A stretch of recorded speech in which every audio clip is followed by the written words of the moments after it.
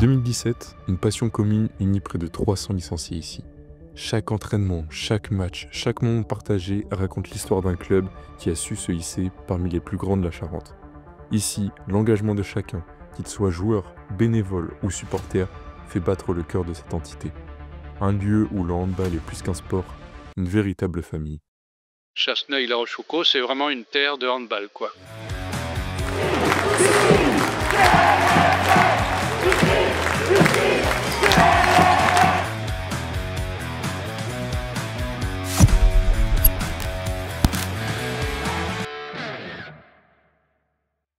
Messieurs, dames, bonjour à toutes et à tous. Je suis hyper heureux de vous retrouver aujourd'hui pour un nouvel épisode de Un mois, un club. Et pas dans n'importe quel club, vous l'avez vu juste derrière moi. On est à l'Etec Handball, un club iconique de la région.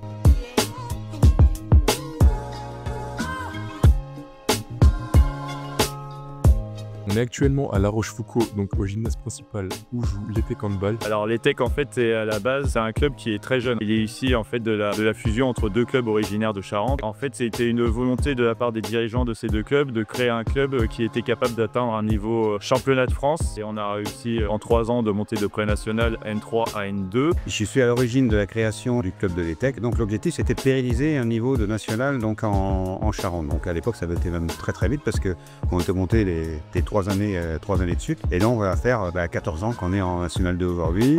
Donc on est très fiers de ça parce qu'effectivement dans la région ça n'existe pas. Quand le club de l'Etec a été créé, donc il y avait un projet de développement qui a été mis en place qui était de former un maximum de jeunes issus du territoire de la Charente pour pouvoir alimenter cette équipe réserve. Et aujourd'hui on est plutôt satisfait. 70 à 80% de l'effectif sont formés des joueurs issus du territoire.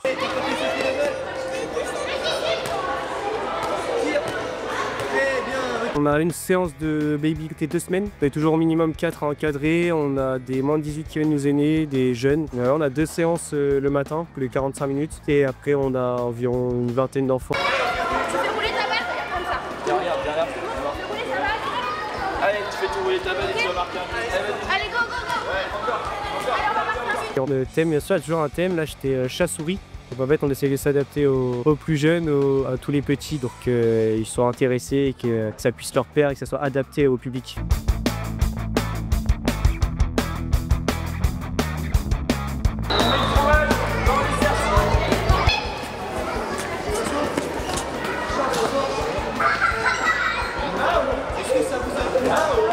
Un truc que je trouve hyper intéressant ici, c'est qu'en fait, les parents qui viennent peuvent directement donc déposer leurs enfants qui font la séance avec les encadrants. Et pendant que les petits en fait font leur entraînement, et bien les parents également ont un entraînement à faire et ça c'est génial. Ils ont qu'à monter simplement à l'étage pour faire du handfit. C'est des personnes souvent du club, on a quelques parents du baby hand, on a beaucoup de bénévoles aussi du club. On a des personnes aussi extérieures qui viennent grâce à la communication qu'on fait sur les réseaux, donc qui voient passer les infos et qui viennent essayer. Un peu de cardio, de stretching aussi de temps en temps. Et on essaye d'intégrer de plus en plus des petits jeux de ballon pour se rapprocher un petit peu du handball et des petits ateliers un peu ludiques.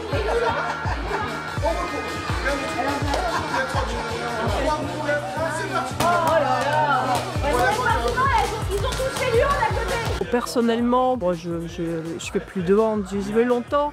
Après, j'ai continué avec le hand passion. Et après, bon, j'ai eu pas mal de blessures. Donc, c'est pour bosser un peu convivial. On retrouve les copines. Et puis, ça entretient. Personnellement, on reste toujours à jouer, à s'entraîner. C'est moins violent, quoi. On a beaucoup de retours positifs. Le plus important pour moi, là, c'est qu'ils prennent du plaisir, déjà, pour qu'ils reviennent, évidemment, que ça soit adapté à eux. Donc, moi, je demande toujours les retours collectifs et aussi individuels.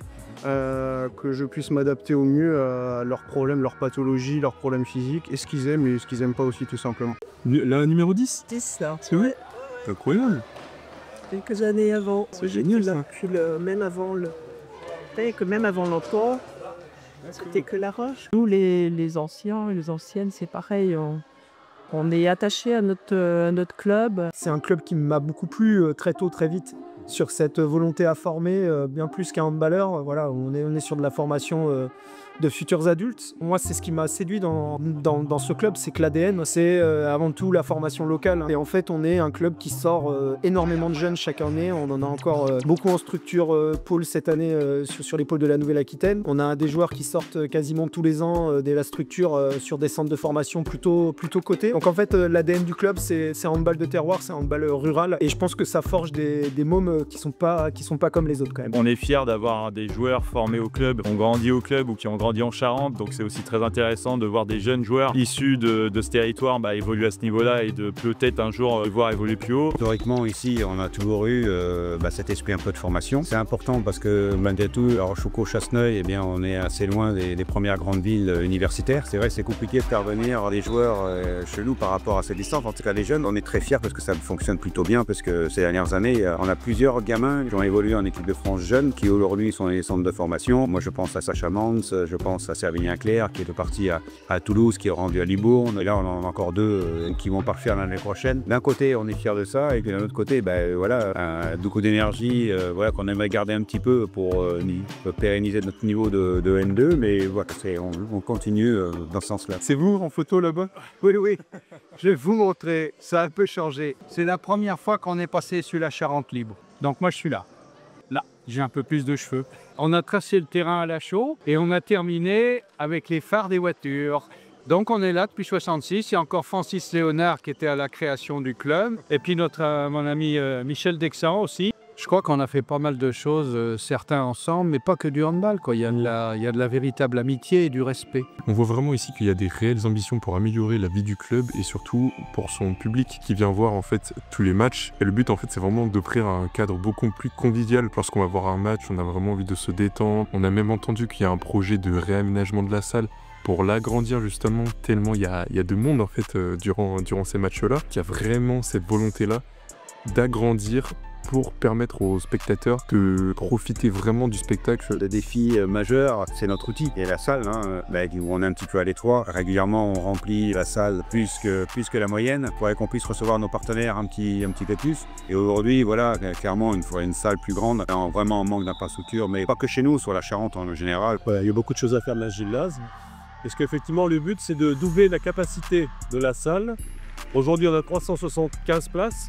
C'est de passer à 700, 750 places. Et ça se ferait dans la partie nord du gymnase. On va essayer de voir avec la mairie de La Rochefoucauld pour agrandir notre gymnase, de l'augmenter de 300 à 400 places supplémentaires, avoir un lieu de vie couvert parce qu'aujourd'hui notre bodega elle est à l'extérieur, donc quand il fait la période d'hiver pour les spectateurs et les bénévoles c'est un petit peu compliqué. Donc là en termes de transition on va essayer de voir si on peut pas améliorer la bodega avec des modulaires en dur avec du chauffage et ainsi de suite. Voilà, donc voilà, c'est un projet intéressant parce que c'est vrai que tous les samedis soirs, nous est même arrivé de refuser du monde parce que c'est complet. On a eu 600 personnes, 700 personnes ici.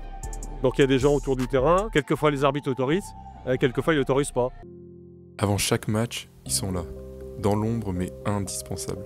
Ils installent, organisent et même encouragent sans forcément compter leurs heures. Un club, c'est pas seulement des joueurs sur le terrain, c'est aussi ceux qui donnent de leur temps, sans qui rien ne serait possible aujourd'hui. Ici, l'engagement ne se mesure pas en but marqué, mais en dévouement. Ils portent pas forcément de numéros sur le dos, mais leur impact est immense. Et je m'en fous si je vois que la moitié du match ou pas beaucoup. L'ambiance, pour moi, c'est fantastique. Je vais de l'autre côté, là. En ce moment, la bodega, c'est le vrai ruche. Quand on a fait la rentrée au mois de septembre, il y a eu 7-8 bénévoles de plus, quoi. Là, ce soir, on va avoir une quarantaine de bénévoles acharnés et passionnés par ce qu'ils font et qui vous accueillent de la meilleure des manières. C'est une ambiance assez unique. Voilà, on va faire encore 600 ce soir, 90 partenaires, voilà, et ça, faut pas qu'on oublie. Voilà, on est à La Rochefoucauld et à Chasseneuil-sur-Bonnieure, donc pas sur des bassins de grandes mégalopoles.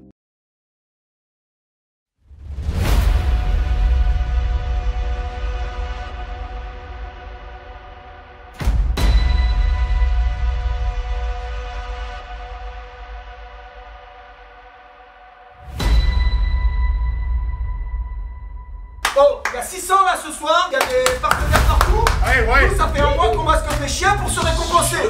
Ce soir, on se récompense. D'accord les gars? Qu'on se régale. Les entraînements ça va bien, maintenant on se régale. C'est l'heure. Allez.